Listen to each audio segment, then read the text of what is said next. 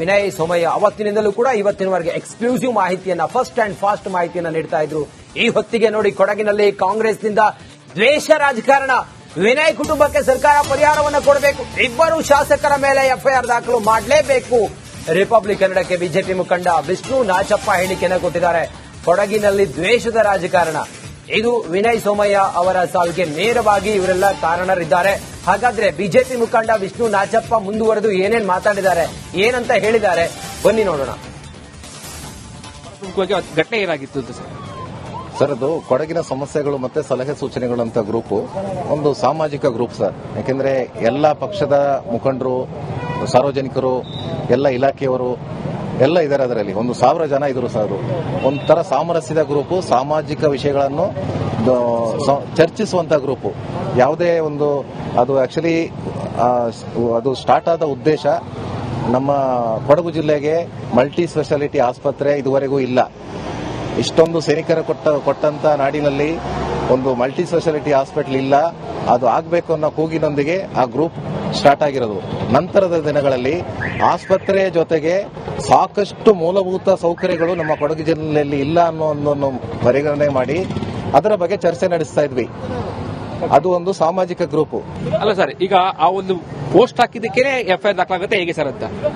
Sir, ಅದು February 4ನೇ ತಾರೀಕು ನಾಪೋಕ್ಲಲ್ಲಿ ಒಂದು ಟಾಯ್ಲೆಟ್ ತುಂಬಾ ಅದು ಗಲೀಜಾಗಿತ್ತು. ಅದನ್ನ ಸಂಬಂಧಪಟ್ಟವರ ಗಮನಕ್ಕೆ ತರಕ್ಕೆ ಪೋಸ್ಟರ್ ಹಾಕಿದ್ವಿ ಗ್ರೂಪ್ ಅಲ್ಲಿ. ಅದನ್ನ ಆಮೇಲೆ ಯಾರೋ ಒಬ್ರು ಅದನ್ನ ಎಡಿಟ್ ಮಾಡಿ ಸ್ವಚ್ಛ ಭಾರತ್ ಸ್ವಚ್ಛ ವಿರಾಜಪೇಟೆ ಅಂತ ಹೇಳ್ಬಿಟ್ಟು ನಮ್ಮ ಶಾಸಕರದ ಒಂದು ಫೋಟೋ ಹಾಕಿ ವಿಭಿನ್ನ ರೀತಿಯಲ್ಲಿ ಪ್ರತಿಭಟನೆ ಮಾಡಲು ನೋಡಿದ್ದಾರೆ ಅವರು. ಅದು ಒಂಥರ ತೇಜೋದಯ ಮಾಡೋ ತರ ಇತ್ತು. ಅದಕ್ಕೆ ಬೇಡ ಅಂತ ಹೇಳ್ಬಿಟ್ಟು ವಿನಯ್ ಸೋಮಯ್ಯ ಅವರೇ ಆ ಗ್ರೂಪ್ ಅಡ್ಮಿನ್ ಆಗಿದ್ರು, ನಾನು ಅಡ್ಮಿನ್ ಆಗಿದೆ. ವಿನಯ್ ಸೋಮಯ್ಯ ಅವರು ಆ ಮೆಸೇಜ್ ಅನ್ನ 30 ಸೆಕೆಂಡ್ ಟು 1 ಮಿನಿಟ್ ಒಳಗಡೆ ಡಿಲೀಟ್ ಮಾಡಿದ್ದಾರೆ. ಯಾಕೆಂದ್ರೆ ಅಡ್ಮಿನ್ಗಳ ಕರ್ತವ್ಯವನ್ನು ನಾವು ಮಾಡಿದೀವಿ. ಯಾಕೆಂದ್ರೆ ಅದು ತುಂಬಾ ಜನ ನೋಡಕ್ ಮುಂಚೆನೆ ಅದು ಡಿಲೀಟ್ ಆಗಿದೆ. ಆದ್ರೂ ಸಮೇತ ದ್ವೇಷದ ರಾಜಕಾರಣಕ್ಕೋಸ್ಕರ ಅದನ್ನ ಸ್ಕ್ರೀನ್ ಶಾಟ್ ತಕೊಂಡು ನಮ್ಮ ಮೇಲೆ ಎಫ್ಐಆರ್ ಹಾಕಿದ್ದಾರೆ. ಯಾರು ಹಾಕಿದವ್ರ ಮೇಲೇನೂ ಹಾಕಿದ್ದಾರೆ, ನಾವು ಅಡ್ಮಿನ್ಗಳು ಅನ್ನೋ ಉದ್ದೇಶದಿಂದ ನಮ್ಮ ಮೇಲೇನೂ ಹಾಕಿದ್ದಾರೆ.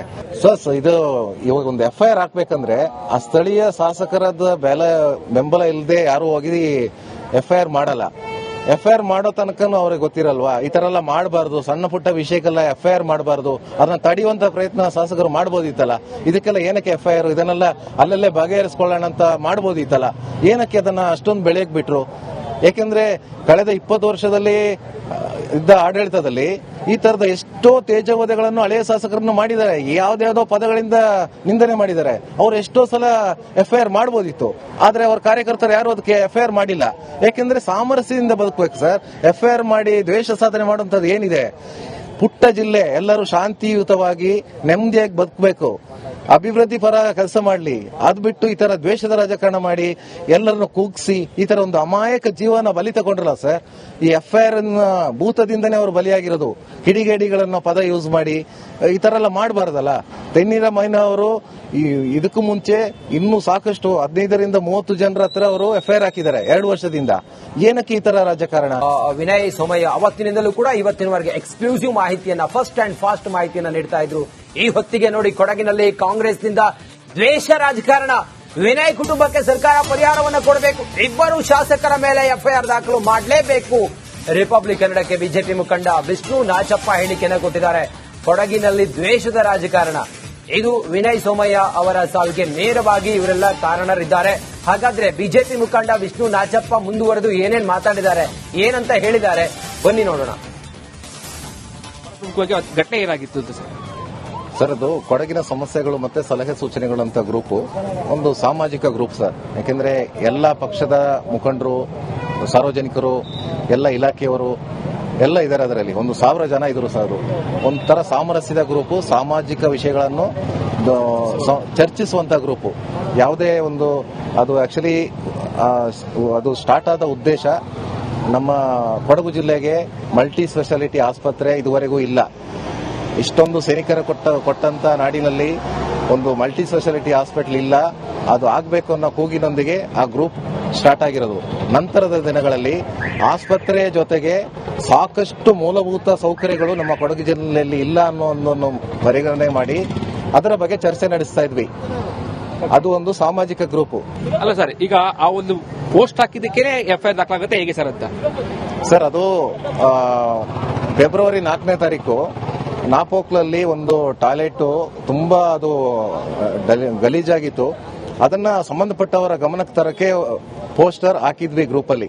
ಅದನ್ನ ಆಮೇಲೆ ಯಾರೊಬ್ರು ಅದನ್ನ ಎಡಿಟ್ ಮಾಡಿ ಸ್ವಚ್ಛ ಭಾರತ್ ಸ್ವಚ್ಛ ವಿರಾಜಪೇಟೆ ಅಂತ ಹೇಳ್ಬಿಟ್ಟು ನಮ್ಮ ಶಾಸಕರದ ಒಂದು ಫೋಟೋ ಹಾಕಿ ವಿಭಿನ್ನ ರೀತಿಯಲ್ಲಿ ಪ್ರತಿಭಟನೆ ಮಾಡಲು ನೋಡಿದ್ದಾರೆ ಅವರು. ಅದು ಒಂಥರ ತೇಜೋದಯ ಮಾಡೋ ತರ ಇತ್ತು. ಅದಕ್ಕೆ ಬೇಡ ಅಂತ ಹೇಳ್ಬಿಟ್ಟು ವಿನಯ್ ಸ್ವಾಮಿ ಅವರೇ ಆ ಗ್ರೂಪ್ ಅಡ್ಮಿನ್ ಆಗಿದ್ರು, ನಾನು ಅಡ್ಮಿನ್ ಆಗಿದೆ. ವಿನಯ್ ಸ್ವಾಮಿ ಅವರು ಆ ಮೆಸೇಜ್ ಅನ್ನ 30 ಸೆಕೆಂಡ್ ಟು 1 ಮಿನಿಟ್ ಒಳಗಡೆ ಡಿಲೀಟ್ ಮಾಡಿದ್ದಾರೆ. ಯಾಕೆಂದ್ರೆ ಅಡ್ಮಿನ್ಗಳ ಕರ್ತವ್ಯವನ್ನು ನಾವು ಮಾಡಿದೀವಿ. ಯಾಕೆಂದ್ರೆ ಅದು ತುಂಬಾ ಜನ ನೋಡಕ್ ಮುಂಚೆನೆ ಅದು ಡಿಲೀಟ್ ಆಗಿದೆ. ಆದ್ರೂ ಸಮೇತ ದ್ವೇಷದ ರಾಜಕಾರಣಕ್ಕೋಸ್ಕರ ಅದನ್ನ ಸ್ಕ್ರೀನ್ ಶಾಟ್ ತಕೊಂಡು ನಮ್ಮ ಮೇಲೆ ಎಫ್ಐಆರ್ ಹಾಕಿದ್ದಾರೆ. ಯಾರು ಹಾಕಿದವ್ರ ಮೇಲೇನೂ ಹಾಕಿದ್ದಾರೆ, ನಾವು ಅಡ್ಮಿನ್ಗಳು ಅನ್ನೋ ಉದ್ದೇಶದಿಂದ ನಮ್ಮ ಮೇಲೇನೂ ಹಾಕಿದ್ದಾರೆ. ಇದು ಇವಾಗ ಒಂದು ಎಫ್ಐಆರ್ ಹಾಕ್ಬೇಕಂದ್ರೆ ಆ ಸ್ಥಳೀಯ ಶಾಸಕರದ ಬೆಂಬಲ ಇಲ್ಲದೆ ಯಾರು ಹೋಗಿ ಎಫ್ಐಆರ್ ಮಾಡಲ್ಲ. ಎಫ್ಐಆರ್ ಮಾಡೋ ತನಕನೂ ಅವ್ರಿಗೆ ಗೊತ್ತಿರಲ್ವಾ, ಈ ತರ ಎಲ್ಲ ಮಾಡಬಾರ್ದು, ಸಣ್ಣ ಪುಟ್ಟ ವಿಷಯಕ್ಕೆಲ್ಲ ಎಫ್ಐಆರ್ ಮಾಡಬಾರ್ದು, ಅದನ್ನ ತಡೆಯುವಂತ ಪ್ರಯತ್ನ ಶಾಸಕರು ಮಾಡಬಹುದಿತ್ತಲ್ಲ. ಇದಕ್ಕೆಲ್ಲ ಏನಕ್ಕೆ ಎಫ್ಐಆರ್, ಇದನ್ನೆಲ್ಲ ಅಲ್ಲಲ್ಲೇ ಬಗೆಹರಿಸಿಕೊಳ್ಳೋಣ ಅಂತ ಮಾಡಬಹುದಿತ್ತಲ್ಲ. ಏನಕ್ಕೆ ಅದನ್ನ ಅಷ್ಟೊಂದು ಬೆಳೆಯಕ್ ಬಿಟ್ರು? ಯಾಕೆಂದ್ರೆ ಕಳೆದ 20 ವರ್ಷದಲ್ಲಿ ಇದ್ದ ಆಡಳಿತದಲ್ಲಿ ಈ ತರದ ಎಷ್ಟೋ ತೇಜೋವಧೆಗಳನ್ನು ಹಳೆಯ ಶಾಸಕರನ್ನು ಮಾಡಿದ್ದಾರೆ. ಯಾವ್ದಾವ್ದೋ ಪದಗಳಿಂದ ನಿಂದನೆ ಮಾಡಿದ್ದಾರೆ. ಅವ್ರು ಎಷ್ಟೋ ಸಲ ಎಫ್ಐಆರ್ ಮಾಡಬಹುದಿತ್ತು, ಆದ್ರೆ ಅವ್ರ ಕಾರ್ಯಕರ್ತರು ಯಾರು ಅದಕ್ಕೆ ಎಫ್ಐಆರ್ ಮಾಡಿಲ್ಲ. ಯಾಕೆಂದ್ರೆ ಸಾಮರಸ್ಯದಿಂದ ಬದುಕಬೇಕು ಸರ್. ಎಫ್ಐಆರ್ ಮಾಡಿ ದ್ವೇಷ ಸಾಧನೆ ಮಾಡುವಂತದ್ದು ಏನಿದೆ? ಪುಟ್ಟ ಜಿಲ್ಲೆ, ಎಲ್ಲರೂ ಶಾಂತಿಯುತವಾಗಿ ನೆಮ್ಮದಿಯಾಗಿ ಬದುಕಬೇಕು, ಅಭಿವೃದ್ಧಿ ಪರ ಕೆಲಸ ಮಾಡಲಿ. ಅದ್ ಬಿಟ್ಟು ಈ ತರ ದ್ವೇಷದ ರಾಜಕಾರಣ ಮಾಡಿ ಎಲ್ಲರನ್ನು ಕೂಗ್ಸಿ ಈ ತರ ಒಂದು ಅಮಾಯಕ ಜೀವನ ಬಲಿ ತಗೊಂಡ್ರಲ್ಲ ಸರ್. ಈ ಎಫ್ಐಆರ್ ಭೂತದಿಂದನೇ ಅವರು ಬಲಿಯಾಗಿರೋದು. ಕಿಡಿಗೇಡಿಗಳನ್ನ ಪದ ಯೂಸ್ ಮಾಡಿ ಈ ತರ ಎಲ್ಲ ಮಾಡಬಾರ್ದಲ್ಲ. ತೆನ್ನೀರ ಮೈನಾ ಅವರು ಇದಕ್ಕೂ ಮುಂಚೆ ಇನ್ನೂ ಸಾಕಷ್ಟು 15ರಿಂದ 30 ಜನರ ಹತ್ರ ಅವರು ಎಫ್ಐಆರ್ ಹಾಕಿದ್ದಾರೆ 2 ವರ್ಷದಿಂದ. ಏನಕ್ಕೆ ಈ ತರ ರಾಜಕಾರಣ? ವಿನಯ್ ಸೋಮಯ್ಯ ಅವತ್ತಿನಿಂದಲೂ ಕೂಡ ಇವತ್ತಿನವರೆಗೆ ಎಕ್ಸ್ಕ್ಲೂಸಿವ್ ಮಾಹಿತಿಯನ್ನ, ಫಸ್ಟ್ ಅಂಡ್ ಫಾಸ್ಟ್ ಮಾಹಿತಿಯನ್ನ ನೀಡ್ತಾ ಇದ್ರು. ಈ ಹೊತ್ತಿಗೆ ನೋಡಿ ಕೊಡಗಿನಲ್ಲಿ ಕಾಂಗ್ರೆಸ್ನಿಂದ ದ್ವೇಷ ರಾಜಕಾರಣ. ವಿನಯ್ ಕುಟುಂಬಕ್ಕೆ ಸರ್ಕಾರ ಪರಿಹಾರವನ್ನು ಕೊಡಬೇಕು, ಇಬ್ಬರು ಶಾಸಕರ ಮೇಲೆ ಎಫ್ಐಆರ್ ದಾಖಲು ಮಾಡಲೇಬೇಕು. ರಿಪಬ್ಲಿಕ್ ಕನ್ನಡಕ್ಕೆ ಬಿಜೆಪಿ ಮುಖಂಡ ವಿಷ್ಣು ನಾಚಪ್ಪ ಹೇಳಿಕೆಯನ್ನು ಕೊಟ್ಟಿದ್ದಾರೆ. ಕೊಡಗಿನಲ್ಲಿ ದ್ವೇಷದ ರಾಜಕಾರಣ, ಇದು ವಿನಯ್ ಸೋಮಯ್ಯ ಅವರ ಸಾವಿಗೆ ನೇರವಾಗಿ ಇವರೆಲ್ಲ ಕಾರಣರಿದ್ದಾರೆ. ಹಾಗಾದ್ರೆ ಬಿಜೆಪಿ ಮುಖಂಡ ವಿಷ್ಣು ನಾಚಪ್ಪ ಮುಂದುವರೆದು ಏನೇನ್ ಮಾತಾಡಿದ್ದಾರೆ, ಏನಂತ ಹೇಳಿದ್ದಾರೆ, ಬನ್ನಿ ನೋಡೋಣ. ಘಟನೆ ಏನಾಗಿತ್ತು ಅಂತ ಸರ್, ಅದು ಕೊಡಗಿನ ಸಮಸ್ಯೆಗಳು ಮತ್ತೆ ಸಲಹೆ ಸೂಚನೆಗಳು ಅಂತ ಗ್ರೂಪ್ ಒಂದು ಸಾಮಾಜಿಕ ಗ್ರೂಪ್ ಸರ್. ಯಾಕೆಂದ್ರೆ ಎಲ್ಲಾ ಪಕ್ಷದ ಮುಖಂಡರು, ಸಾರ್ವಜನಿಕರು, ಎಲ್ಲ ಇಲಾಖೆಯವರು ಎಲ್ಲ ಇದ್ದಾರೆ. ಅದರಲ್ಲಿ 1,000 ಜನ ಇದ್ರು ಸರ್. ಅದು ಒಂಥರ ಸಾಮರಸ್ಯದ ಗ್ರೂಪು, ಸಾಮಾಜಿಕ ವಿಷಯಗಳನ್ನು ಚರ್ಚಿಸುವಂತ ಗ್ರೂಪು. ಯಾವುದೇ ಒಂದು ಅದು ಆಕ್ಚುಲಿ ಅದು ಸ್ಟಾರ್ಟ್ ಆದ ಉದ್ದೇಶ, ನಮ್ಮ ಕೊಡಗು ಜಿಲ್ಲೆಗೆ ಮಲ್ಟಿ ಸ್ಪೆಷಾಲಿಟಿ ಆಸ್ಪತ್ರೆ ಇದುವರೆಗೂ ಇಲ್ಲ. ಇಷ್ಟೊಂದು ಸೈನಿಕರ ಕೊಟ್ಟಂತ ನಾಡಿನಲ್ಲಿ ಒಂದು ಮಲ್ಟಿ ಸ್ಪೆಷಾಲಿಟಿ ಹಾಸ್ಪಿಟಲ್ ಇಲ್ಲ. ಅದು ಆಗಬೇಕು ಅನ್ನೋ ಕೂಗಿನೊಂದಿಗೆ ಆ ಗ್ರೂಪ್ ಸ್ಟಾರ್ಟ್ ಆಗಿರೋದು. ನಂತರದ ದಿನಗಳಲ್ಲಿ ಆಸ್ಪತ್ರೆ ಜೊತೆಗೆ ಸಾಕಷ್ಟು ಮೂಲಭೂತ ಸೌಕರ್ಯಗಳು ನಮ್ಮ ಕೊಡಗು ಜಿಲ್ಲೆಯಲ್ಲಿ ಇಲ್ಲ ಅನ್ನೋ ಒಂದನ್ನು ಪರಿಗಣನೆ ಮಾಡಿ ಅದರ ಬಗ್ಗೆ ಚರ್ಚೆ ನಡೆಸ್ತಾ ಇದ್ವಿ. ಅದು ಒಂದು ಸಾಮಾಜಿಕ ಗ್ರೂಪ್. ಅಲ್ಲ ಸರ್, ಈಗ ಆ ಒಂದು ಪೋಸ್ಟ್ ಹಾಕಿದ್ದಕ್ಕೆ ಎಫ್ಐಆರ್ ದಾಖಲಾಗುತ್ತೆ ಹೇಗೆ ಸರ್ ಅಂತ? ಸರ್, ಅದು ಫೆಬ್ರವರಿ 4ನೇ ತಾರೀಕು ನಾಪೋಕ್ಲಲ್ಲಿ ಒಂದು ಟಾಯ್ಲೆಟ್ ತುಂಬಾ ಅದು ಗಲೀಜಾಗಿತ್ತು. ಅದನ್ನ ಸಂಬಂಧಪಟ್ಟವರ ಗಮನಕ್ಕೆ ತರಕ್ಕೆ ಪೋಸ್ಟರ್ ಹಾಕಿದ್ವಿ ಗ್ರೂಪ್ ಅಲ್ಲಿ.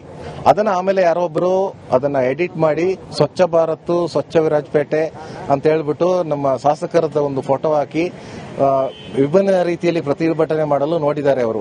ಅದು ಒಂಥರ ತೇಜೋದಯ ಮಾಡೋ ತರ ಇತ್ತು. ಅದಕ್ಕೆ ಬೇಡ ಅಂತ ಹೇಳ್ಬಿಟ್ಟು ವಿನಯ್ ಸ್ವಾಮಿ ಅವರೇ ಆ ಗ್ರೂಪ್ ಅಡ್ಮಿನ್ ಆಗಿದ್ರು, ನಾನು ಅಡ್ಮಿನ್ ಆಗಿದೆ. ವಿನಯ್ ಸ್ವಾಮಿ ಅವರು ಆ ಮೆಸೇಜ್ ಅನ್ನ 30 ಸೆಕೆಂಡ್ ಟು 1 ಮಿನಿಟ್ ಒಳಗಡೆ ಡಿಲೀಟ್ ಮಾಡಿದ್ದಾರೆ. ಯಾಕೆಂದ್ರೆ ಅಡ್ಮಿನ್ಗಳ ಕರ್ತವ್ಯವನ್ನು ನಾವು ಮಾಡಿದೀವಿ. ಯಾಕೆಂದ್ರೆ ಅದು ತುಂಬಾ ಜನ ನೋಡಕ್ ಮುಂಚೆನೆ ಅದು ಡಿಲೀಟ್ ಆಗಿದೆ.